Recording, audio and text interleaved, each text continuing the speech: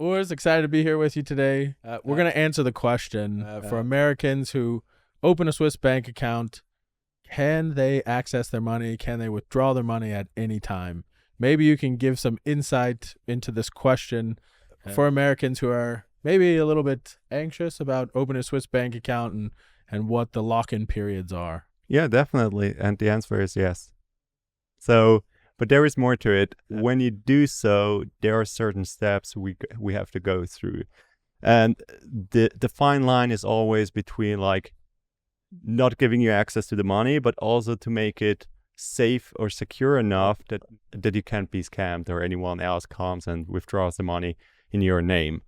And so there are certain steps to it. So what we usually request is originally signed letter, a withdrawal letter, which you send to us physically, and then also dependent on the amount, we are calling you back, and the bank gives you a call to double check whether the instructions are the correct ones, whether the amount is the correct one, and then the wire will be done. Yeah, and I think that's the important piece for the listeners to understand is it is really about protection and security of your wealth. Mm-hmm. It does feel a little bit more conservative than a U.S. bank where I can write my banker, send X amount of money here. And in Switzerland, they really want to make sure that everything is in order so that when it goes through, it's there when you need it. So like you said, the answer is yes, you can have your money. There are no lock-in periods. It's a bank account. It's your bank account or the name of your structure's bank account. But there are those steps to ensure, because it's a cross-border relationship, that not just anyone is coming, that they know that it's you. That's why they do the phone call. Hey, these are the details that you told us you want this X specific amount of money sent to. This is your signature that we have verified in the initial account opening.